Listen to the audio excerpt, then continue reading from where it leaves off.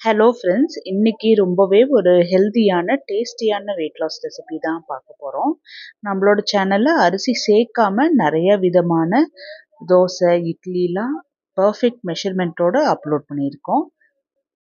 இது weight loss பண்ணுறவங்க, wait manage பண்ணுறவங்க, சுகர் இருக்கிறவங்களுக்குலாம் ரொம்பவே யூஸ்ஃபுல்லாக இருக்கும். இன்னைக்கோட ரெசிபிக்கு கடாயில் ஒரு டேபிள் ஸ்பூன் கடலெண்ணெய் ஊற்றி எண்ணெய் சூடான உடனே ஒரு டீஸ்பூன் 1/4 டீஸ்பூன் உளுந்து, 1 டேபிள் ஸ்பூன் கடலைப்பருப்பு. கடலைப்பருப்பும் உளுந்தும் கொஞ்சம் ஜாஸ்தியாக கூட சேர்த்திக்கலாம். இதை மிதமான சூட்டில் வச்சே நல்லா லைட்டாக ப்ரௌன் கலர் ஆகிற வரைக்கும் நல்லா வறுத்தது போல் எடுத்துக்கணும். இது தனியாக ஒரு வாசனையும் ஃப்ளேவரும் கொடுக்கும். இது கூடவே 2 நார்மல் சைஸ் பச்சை மிளகா சின்ன சின்னதாக கட் பண்ணி சேர்த்திருக்கேன்.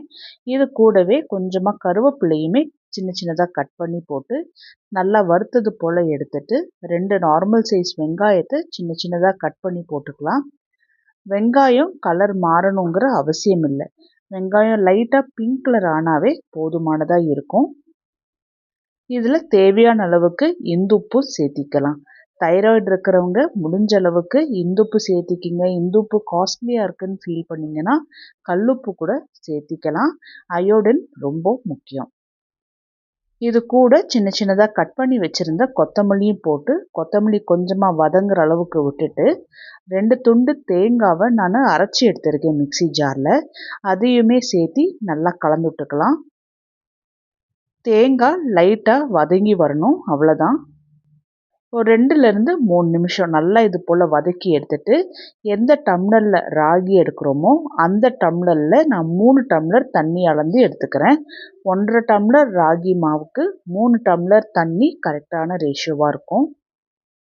தண்ணி ஊற்றின உடனே இன்க்ரீடியன்ட்ஸ் கூட எல்லாத்தையுமே நல்லா கலந்து விட்டுட்டு ஃப்ளேம் ஆனில் வச்சு கொதிக்க வச்சிடலாம்.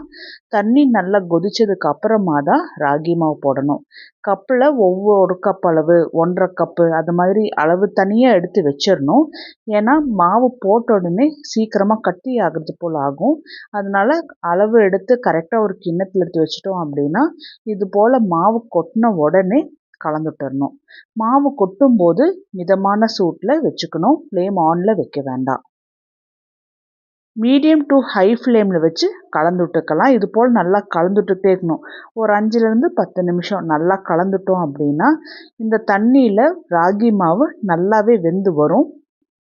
ராகி உப்புருண்டை செய்யறதுனால திரும்பவும் நம்ம ஆவியில் வேக வைக்க போகிறோம். அதனால இது நல்லாவே வெந்திருக்கும். கை பொறுக்கிற சூடுக்கு மாவு ஆறி இருக்கு. கையில் கொஞ்சமாக நான் கடலெண்ணெய் தேய்ச்சிட்டு இந்த மாவுலேருந்து சின்ன சின்ன உருண்டைகளாக நான் செஞ்சு எடுத்துக்கிறேன். உருண்டைகளாகவும் செஞ்சு எடுத்துக்கலாம். அது இல்லைன்னா கொழுக்கட்டை ஷேப் போல் கூட செஞ்சு எடுத்துக்கலாம். நம்மளோட விருப்பம்தான். ஸ்டீமரில் வச்சு ஸ்டீம் பண்ணி எடுத்தாலும் ஓகே. இல்லை இது போல் இட்லி பாத்திரத்தில் வச்சு ஒரு 10 நிமிஷம் வேக வச்சு எடுத்தாலும் கரெக்டாக இருக்கும். ராகி உப்புருண்டை வேகிறதுக்குள்ளே ஒரு தேங்காய் சட்னி ரெடி பண்ணிடலாம். மிக்ஸி ஜாரில் சின்ன சின்னதாக கட் பண்ணினா 2 துண்டு தேங்காய், ஒரு சின்ன துண்டு இஞ்சி, 2 பல்லு பூண்டு, 3 டேபிள் ஸ்பூன் பொட்டுக்கடலை, காரத்துக்காக 2 பச்சை மிளகா, கொஞ்சமாக நான் கருவேப்பிலை சேர்த்திக்கிறதுல.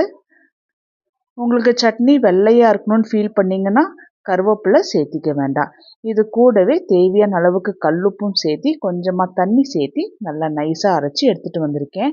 மிக்ஸி ஜார்லேயும் ஒரு 1/2 டம்ளர் தண்ணி ஊற்றி சட்னியில் போட்டு நல்லா கலந்து விட்டுக்கலாம். சட்னி இந்த பதத்தில் இருக்கணும். அப்போ தான் உப்பு உருண்டையில் ஊற்றி சாப்பிட்றதுக்கு நல்லாயிருக்கும்.